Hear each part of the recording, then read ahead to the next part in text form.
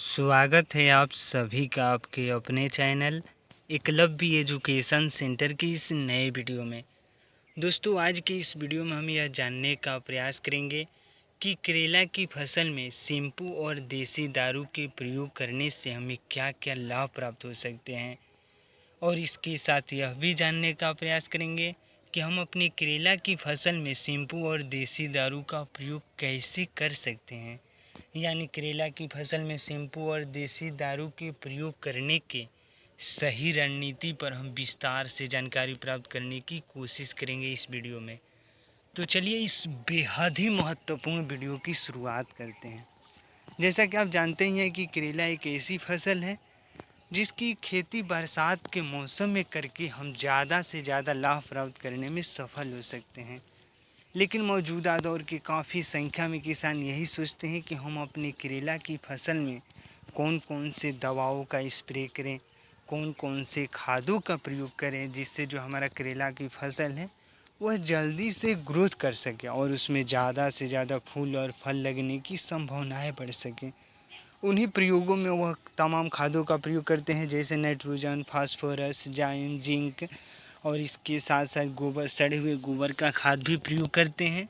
लेकिन एक प्रयोग काफ़ी चर्चाओं में चल रहा है, यानी करेला की फसल में शैम्पू और देसी दारू का प्रयोग, और इससे किसानों को लाभ ही मिल रहा है। यानी मौजूदा दौर के काफ़ी संख्या में किसान अपनी करेला की फसल में शैम्पू और देसी दारू का प्रयोग करके अपनी करेला की फसल से ज़्यादा लाभ प्राप्त करने में सफल भी हो रहे हैं। तो आइए समझते हैं कि करेला की फसल में शैम्पू और देसी दारू के प्रयोग करने से हमें क्या क्या लाभ प्राप्त हो सकते हैं। तो सबसे पहले बता दें कि मतलब शैम्पू और देसी दारू में सामान्य तौर पर एल्कोहल पाया जाता है, और इसमें एथेनॉल और मेथनॉल की मात्राएं ज़्यादातर होती है।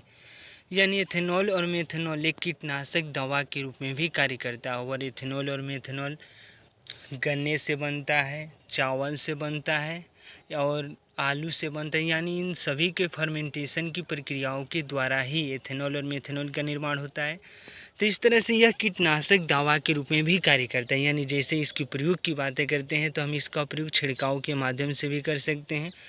तो हमें शैम्पू और देसी दारू को एक साथ मिला देना है, यानी 5 ml प्रति लीटर के हिसाब से हमें शैम्पू का प्रयोग मतलब देसी दारू का प्रयोग करना है, और 2 से 2.5 ml प्रति लीटर के हिसाब से हमें शैम्पू का प्रयोग करना है। यानी 5 ml प्रति लीटर के हिसाब से देसी दारू और 2 से 2.5 ml प्रति लीटर के हिसाब से हमें शैम्पू का प्रयोग करना है, और दोनों को एक साथ हमें पानी में मिला देना है। और उसके बाद हमें अपनी करेला की फसल में उसका छिड़काव कर देना है, और छिड़काव करने के समय यह ध्यान में रखना होगा कि सही समय पर छिड़काव करना है। यानी लगभग जैसे हमारा करेला की फसल, यानी करेला की फसल में अभी देख पा रहे हैं यहाँ पर हम लोगों ने मतलब करेला की जो पौधे हैं उसको हमें मतलब इसको थल मतलब इसमें जड़ों पर मिट्टी देने का काम किया गया है। यानी यहाँ पर भी आप देख सकते हैं। तो इस तरह से जैसे ही मिट्टी जब देने की प्रक्रियाओं कर रहे होते हैं तो हमें चप्पल को खोल देना है, यानी चप्पल पहनकर हमें पूरी तरीक़ों से खेत में नहीं ढुकना है, क्योंकि जैसे ही चप्पल पहनकर अगर खेतों में प्रवेश करते हैं तो निश्चित तौर पर हमें नुकसान भी हो सकता है। यानी जिन पौधों पर अगर चप्पल पड़ता है तो निश्चित तौर पर वहाँ हमारा पौधा नुकसान हो सकता है। तो इस तरह से सही रणनीति के साथ हमें अपने करेला की फसल के पौधे पर मिट्टी दे देना है, और मिट्टी देने के तुरंत बाद हमें यह भी ध्यान में रखना होगा कि खाद दे देना है, यानी खादों का प्रयोग करना है। और जैसे ही देसी दारू और शैम्पू के छिड़काव की बातें करते हैं तो देसी दारू और शैम्पू का छिड़काव सुबह के समय में करना है, नहीं तो शाम के समय में करना है। अगर दोपहर के समय में करते हैं तो हमें नुकसान भी हो सकता है। तो इस तरह से सही रणनीति के साथ सही मात्रा में और सही समय पर हमें अपने करेला की फसल में शैम्पू और देसी दारू का प्रयोग करना है। यानी जैसे ही करेला का पौधा हमारे लगभग 1 महीनों का हो जाए तो उसमें हम शैम्पू और देसी दारू का छिड़काव कर सकते हैं, जिससे वह जितने भी कीटाणु लगे होते हैं हमारे करेला की फसल में वो पूरी तरीक़ों से मर सकते हैं, और वह हमारा करेला की फसल पूरी तरीक़ों से सुरक्षित रह सकता है। तो इस तरह से सही रणनीति के साथ हमें करेला की फसल में मतलब देसी दारू और शैम्पू का छिड़काव करना है, और इसके साथ साथ हमें यह भी ध्यान में रखना होगा कि ज़्यादा मात्रा में छिड़काव न हो।